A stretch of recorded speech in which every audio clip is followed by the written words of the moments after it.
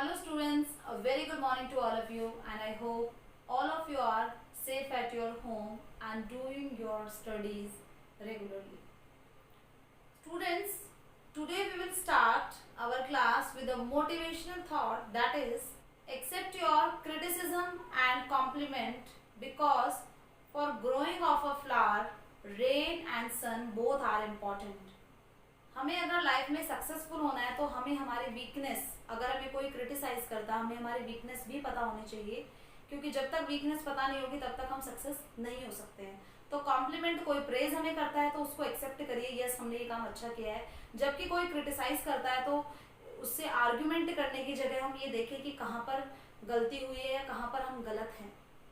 So I hope all of you understand this thought. So let's start today's class. Today we are going to start a new chapter, that is part 2nd, lesson 5th, that is natural vegetation. You already read about the natural vegetation in class 9th. So today we will read this chapter thoroughly as in your book NCERT 11th class. So let's start. And in natural vegetation chapter we are going to read about the different type of forest. India में कितने type के forest हैं, कहाँ पर vegetation, natural vegetation है. सो meaning of natural vegetation is वो vegetation जो बिना ह्यूमन एड के, बिना ह्यूमन हेल्प के ग्रो करता है, that is called the natural vegetation. मतलब हमने कोई गार्डन में कोई प्लांट लगाया, that is not natural vegetation, क्योंकि उसमें ह्यूमन एड है, उसमें हम लोग हेल्प कर रहे हैं उस प्लांट को ग्रो होने के लिए. या एग्रीकल्चर हम वर्क कर रहे हैं, वो नेचुरल वेजिटेशन नहीं है, क्योंकि उसमें ह्यूमन एफर्ट्स लगे हैं. जब कोई प्लांट नेचुरली ग्रो करता है जैसे फॉरेस्ट, उन्हें हम इंक्लूड करते हैं नेचुरल वेजिटेशन में. सो नेचुरल वेजिटेशन में हम इंडिया में जितने टाइप के फॉरेस्ट हैं उनके बारे में रीड करेंगे. So here we discuss the first term, that is forest cover. Forest cover, जितना भी लैंड है टोटल उस पर कितने फॉरेस्ट है, ये डाटा हमें स्टेट रिवेन्यू डिपार्टमेंट देता है. लैंड रिवेन्यू डिपार्टमेंट भी कहा जाता है, इसे स्टेट रिवेन्यू डिपार्टमेंट भी कहा जाता है. सो स्टेट रिवेन्यू डिपार्टमेंट के पास में फॉरेस्ट लैंड ये बताते हैं कि हमारे जो एरिया है इंडिया का पूरा, उन कितने एरिया पे फॉरेस्ट है उसे कहा जाता है फॉरेस्ट कवर. ये अपने सर्विस के अकॉर्डिंग, अपने डाटा के अकॉर्डिंग हमें एक परसेंट बता देते हैं. जैसे कि इन्होंने बताया कि फॉरेस्ट कवर 24% है, जबकि होना कितना चाहिए 33%, यानी कि डिफॉरेस्टेशन बहुत ज्यादा हो रहा है, हम पेड़ों को काट रहे हैं अपने यूज के लिए. सो होने कितने चाहिए 33% टोटल, लेकिन है कितने हमारे पास में 24%. सो किस में बताया गया, फॉरेस्ट कवर में. बट एक टर्म होती है actual forest cover. Actual means ये तो हमें डाटा दिए स्टेट रेवेन्यू डिपार्टमेंट है, लेकिन एक्चुअल फॉरेस्ट कवर कि अभी राइट नाउ इंडिया में कितना एरिया है वो फॉरेस्ट से कवर है, वो है 21%. तो आप डिफरेंस देख रहे होंगे 24% एंड 21%. और ये जो एक्चुअल फॉरेस्ट कवर है इसकी डिटेल हमें फोटोग्राफ्स जो सैटेलाइट सेंड करती है उससे पता चलता है. सो स्टेट रिवेन्यू डिपार्टमेंट अगर वहां पर एग्रीकल्चर है या अगर वहां पर फॉरेस्ट है या नहीं है, ऐसे लैंड को भी वो मेंशन कर देते हैं कि फॉरेस्ट कवर एरिया है. बट एक्चुअल फॉरेस्ट एरिया में हम उसी एरिया को इंक्लूड करेंगे जहां पर एक्चुअल में फॉरेस्ट है. सो इंडिया में जो वेजिटेशन है, जितने भी फॉरेस्ट है, उनको हमने 5 पार्ट्स में कैटेगराइज किया है. First one is tropical evergreen and semi-evergreen forest. Second one is tropical deciduous forest. Third one is tropical thorn forest. Thorn and scrub forest कहा जाता है इन्हें. And fourth one is montane forest. Mountain में जो मिलते हैं. And last one is littoral and swamp forest. ये marshy areas में मिलते हैं, जो रिवर वैलीज के डेल्टा रीजन होते हैं वहाँ पर ये फॉरेस्ट मिलते हैं. So we are going to read in detail about these forest. So first type of forest is tropical evergreen forest and semi evergreen forest. Normally tropical evergreen forest में semi evergreen forest already include होते हैं. So अगर question हमसे tropical evergreen forest का पूछा जा रहा है, we also include the semi evergreen forest. So tropical evergreen forest कहाँ पर होंगे, जहाँ पर टेम्परेचर है वो 22 डिग्री सेल्सियस से ज्यादा होगा, कंडीशन है इसके लिए. एंड रेनफॉल है वो 200 सेंटीमीटर से ज्यादा होगी. ट्रॉपिकल एवरग्रीन फॉरेस्ट वहां पर होंगे जहां पर टेम्परेचर 22 डिग्री सेल्सियस से ज्यादा है एंड रेनफॉल 200 सेंटीमीटर से ज्यादा है. ये कहां पर मिलते हैं इंडिया में, western slopes of western Ghat. Here is the western Ghat, western Ghat के वेस्टर्न स्लोप्स पर, यानी कि वेस्ट साइड में, वेस्टर्न घाट के भी वेस्ट साइड में मिलते हैं ये, अंडमान एंड निकोबार आइलैंड में मिलते हैं। एंड नॉर्थ ईस्टर्न स्टेट, जो नॉर्थ ईस्टर्न स्टेट्स हैं, मेघालय, मणिपुर, नागालैंड, मिजोरम, अरुणाचल प्रदेश, वहां पर, आसाम, वहां पर भी ये फॉरेस्ट मिलते हैं। महोगनी, इनमें जो मेन ट्रीज है महोगनी, एबोनी, रोजवुड हैं, जो एवरग्रीन फॉरेस्ट में मिलते हैं।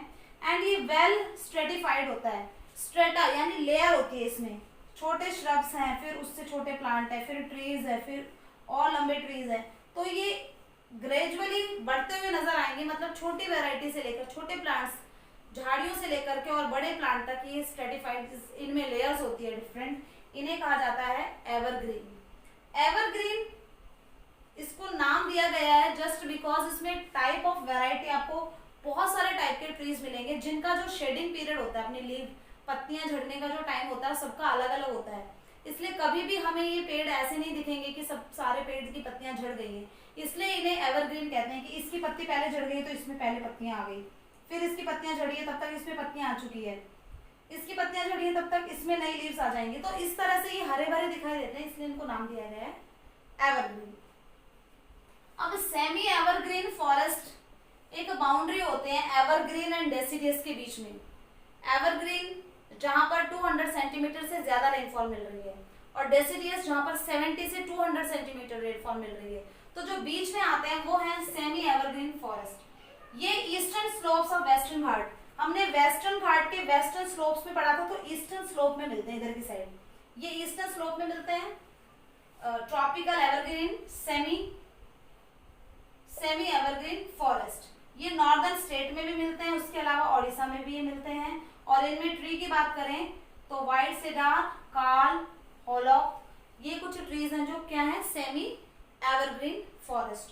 So these are the first type of forest, tropical evergreen, and we further categorise them into semi evergreen forest. Semi evergreen में ट्रॉपिकल एवरग्रीन एंड डेसिडियस दोनों का mixture होते हैं ये, और ये ईस्टर्न स्लोप पे, वेस्टर्न घाट की ईस्टर्न स्लोप पे मिलते हैं, जबकि जो ट्रॉपिकल एवरग्रीन है वो हमें वेस्टर्न स्लोप पे मिलते हैं। Okay, second type of forest that is found in India is tropical deciduous forest. इन्हें मॉनसून फॉरेस्ट भी कहा जाता है, और इनमें जो ट्रीज होते हैं उनका शेडिंग पीरियड है वो 6 to 8 वीक्स का होता है, यानी उनके पत्तियां झड़ने का जो टाइम होता है वो 6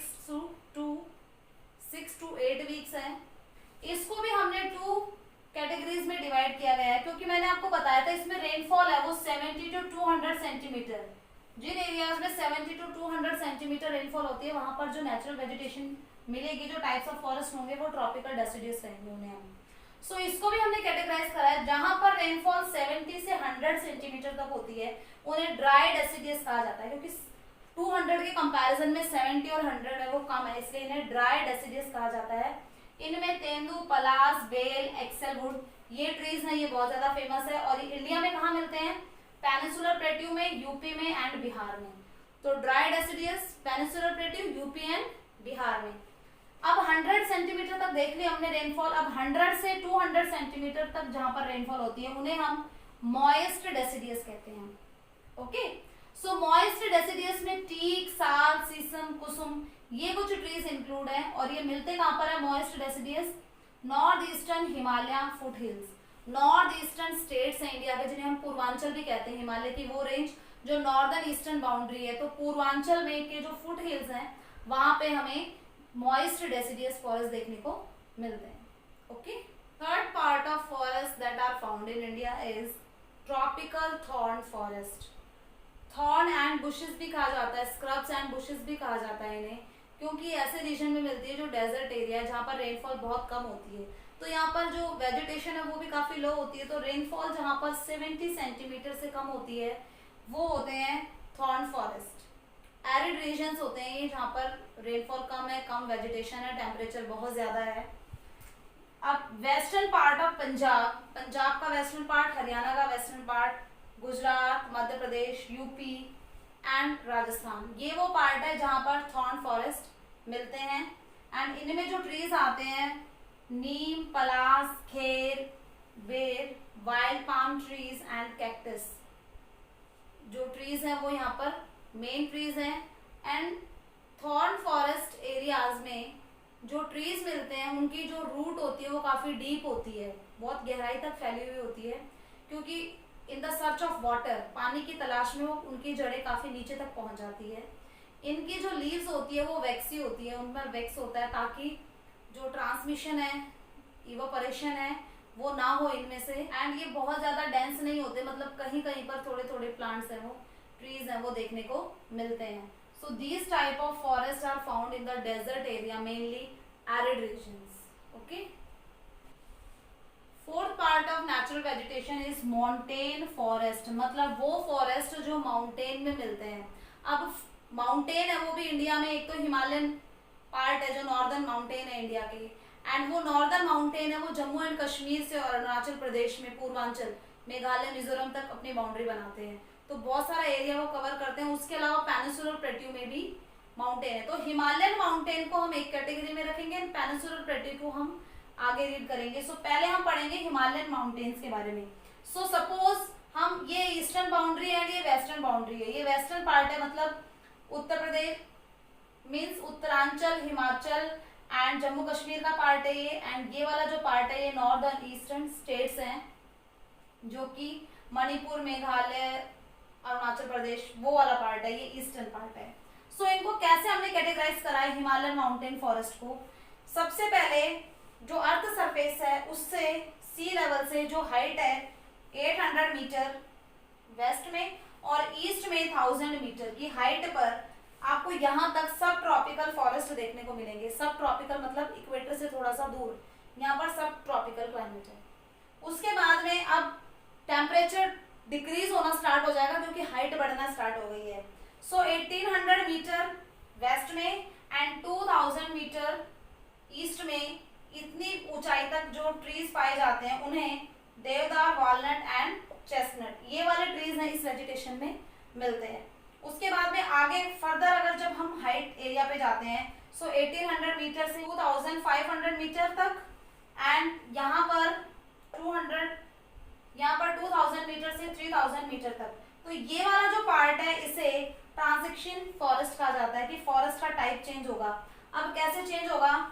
सो 4000 मीटर तक जो एरिया है उसे पास्चर लैंड्स कहा जाता है, कि जो कैटल्स हैं उनकी ग्रेजिंग के लिए जो जगह है इन्हें पास्चर लैंड्स कहा जाता है, और इन पास्चर लैंड्स का नाम बुग्याल्स है, इन्हें बुग्याल कहा जाता है। एंड बुग्याल में ट्राइब्स जो रहते हैं उनके बारे में देख लेते हैं। इन्हें ट्रांसह्यूमन भी कहा जाता है ट्राइब्स को। ट्राइब्स में भोटिया, बुग्याल्स, गद्दीज एंड बकरवाल्स। तो क्या होता है, जब यहाँ पर समर सीजन होता है तो ये हाइट एरिया में चले जाते हैं, हाइटेड एरिया में चले जाते हैं अपने एनिमल्स को लेकर के, लेकिन जब मौसम चेंज हो जाता है, वापस से नॉर्मल हो जाता है, तो वापस से अपनी जगह पर आ जाते हैं। तो इस तरह से ये नोमैडिक्स हैं, मतलब एक जगह से दूसरी जगह घूमते रहते हैं। तो हमें ये लर्न करना पड़ेगा, भोटिया, बुग्याल्स, गद्दीज एंड बकरवाल, ये कहाँ पर है? पास्चर लैंड्स, जो कि माउंटेन फॉरेस्ट के पास्चर लैंड्स है। उसके बाद में सबसे ज्यादा हाइट पर कोई वेजिटेशन नहीं मिलेगी, इसे टुंड्रा वेजिटेशन कहा जाता है, और इसमें मॉसेस एंड लिचेंस, जो काई होती है उस टाइप की वेजिटेशन यहाँ पर देखने को मिलेगी, क्योंकि स्नोफॉल बहुत ज्यादा है। यहाँ पर जो ट्रीज होते हैं वो कॉनिकल शेप के होते हैं। कॉनिकल क्योंकि यहाँ पर स्नोफॉल होती है, तो इन्होंने अपने आप को ऐसा बना लिया है कि स्नो जब आए तो पेड़ों में स्ट्रक ना होकर के वो स्लिप होकर के नीचे गिर जाए, तो इस वजह से ये कॉनिकल शेप के यहाँ पर क्या होते हैं, सो यहाँ पर कॉनिकल शेप के ट्रीज मिलते हैं। अब जो एलिवेशन का हिसाब है यहाँ पर, कि इधर एलिवेशन ज्यादा है, इधर एलिवेशन कम है, ऐसा इसलिए है, एक तो प्रोबेबिलिटी ऑफ सीज, ये सीज के पास में है। यहाँ पर हम देखते हैं कि वेस्ट बंगाल है इधर का एरिया, तो सी के पास में है, एंड रेनफॉल भी इन एरिया में ज्यादा होती है, इसलिए यहाँ पर जो बाउंड्री है वो डिफरेंट है वेस्टर्न रीजन से। तो this is all about the Himalayan mountain forest. Himalayan mountain में जो फॉरेस्ट है उनको हाइट के हिसाब से हमने कैसे डिवाइड करा। Next type of forest is mountain forest का सेकेंड पार्ट। हमने अभी माउंटेन फॉरेस्ट का हिमालयन माउंटेन पढ़ा है, और अब हम पढ़ रहे हैं पेनिनसुलर माउंटेन। जो पेनिनसुलर रीजन में माउंटेन मिलते हैं उनमें कौन से फॉरेस्ट मिलते हैं? सो पेनिनसुलर माउंटेन, पेनिनसुलर प्लेट्यू में जितने भी माउंटेन है उनको इंक्लूड किया जाता है। उसमें वेस्टर्न घाट यहाँ पर माउंटेन है वो, और विंध्याचल सेंट्रल इंडिया में, मध्य प्रदेश के पास में यहाँ पर विंध्याचल, एंड नीलगिरी रेंजेस वही फर्दर कर्नाटका, केरला एंड तमिलनाडु में नीलगिरी रेंजेस हैं जो कि वेस्टर्न घाट के पास में है। एंड उसके अलावा सतपुड़ा एंड मैकाल, विंध्याचल है, देन सतपुड़ा है एंड मैकाल है, ये कुछ माउंटेन रीजन है किसके, पेनिनसुलर प्लेट्यू के। यहाँ पर कौन कौन से ट्रीज हैं, Walter's, cinchona and laurel. Cinchona बहुत ज्यादा फेमस है, मलेरिया की जो मेडिसिन होती है क्विनीन, वो सिंकोना ट्री से ही बनती है। हाई एल्टीट्यूड, अगर ऊंचाई ज्यादा है तो वहां पर मिलेंगे टेम्परेट फॉरेस्ट, जिन्हें शोलास कहा जाता है। शोलास कहा जाता है टेम्परेट फॉरेस्ट हाई एल्टीट्यूड, ज्यादा ऊंचाई पर, जैसे कि नीलगिरी, अन्नामलाई एंड पलानी हिल से काफी ऊंचाई पर है, तो यहाँ पर जो टेम्परेट फॉरेस्ट मिलते हैं उन्हें शोलास कहा जाता है। एंड जो लो एल्टीट्यूड है, जिन माउंटेन की हाइट ज्यादा नहीं है, वहां पर सब ट्रॉपिकल फॉरेस्ट मिलते हैं। सब ट्रॉपिकल फॉरेस्ट जैसे हमारे साउदर्न इंडिया के फॉरेस्ट हैं वो यहाँ पर मिलते हैं। So this is the peninsular plateau mountain. And the last type of forest is littoral and swamp forest. ये फॉरेस्ट उन एरियाज में होते हैं जहाँ पर अच्छी लैंड मिलेगा, या तो वहाँ पर कोई रिवर बॉडी है जिसकी वजह से वहाँ पर, जैसे डेल्टा जहाँ पर होते हैं तो रिवर वैलीज होती है जहाँ पर पानी हमेशा जमा रहता है, तो जहाँ पर मार्शी एंड स्वैम्पी लैंड होते हैं वहां पर ये इस टाइप की वेजिटेशन मिलती है। 70% पैडी कल्टीवेशन। ये जो लिटोरल एंड स्वैम्प फॉरेस्ट है यहाँ पर 70% प्रोडक्शन किया जाता है पैडी का, राइस का, क्योंकि उसके लिए भी ऐसा ही मार्शी लैंड की जरूरत होती है। एंड इन्हें मैंग्रोव फॉरेस्ट भी कहा जाता है, मीन्स इन्हें मैंग्रोव फॉरेस्ट, एंड इनका अदर नेम है वो मैंग्रोव फॉरेस्ट है। टाइडल फॉरेस्ट मैंग्रोव फॉरेस्ट ने कहा जाता है। वर्ल्ड में जो मैंग्रोव फॉरेस्ट है उसका 7% इंडिया में, यानी लिटोरल एंड स्वैम्प फॉरेस्ट जिनका दूसरा नाम मैंग्रोव फॉरेस्ट भी है, इंडिया में ये 7% है वर्ल्ड के पूरे। जैसे कि सुंदरबन, सुंदरबन वो जगह है जहाँ पर गंगा एंड ब्रह्मपुत्र रिवर अपना डेल्टा बनाती है, सुंदरबन डेल्टा, वहां पर सुंदरी नाम के ट्रीज हैं। तो ये जो ट्रीज है ये किस कैटेगरी में आते हैं, मैंग्रोव फॉरेस्ट की कैटेगरी में आते हैं, गंगा एंड ब्रह्मपुत्र रिवर का डेल्टा। उसके अलावा अंडमान एंड निकोबार, क्योंकि आपको पता है Andaman and Nicobar bay of Bengal में है, तो वाटर बॉडी है, तो यहाँ का जो लैंड है वो भी मार्शी एंड स्वैम्पी है। सो यहाँ पर भी मैंग्रोव फॉरेस्ट मिलते हैं। एंड महानदी, गोदावरी एंड कृष्णा, ये रिवर जो कि ईस्टर्न पार्ट में है, महानदी, गोदावरी एंड कृष्णा रिवर, इनकी जो रिवर वैली जहाँ पर ये डेल्टा बनाती है, यहाँ पर भी टाइडल मैंग्रोव फॉरेस्ट मिलते हैं। So this is all about the different categories of forests that are found in India. We will further continue the chapter in our next video. I hope all of you understand them. So revise the types of forest with the help of the given notes. Do your work on time. Maintain your timetable. Best of luck for your studies. Thank you.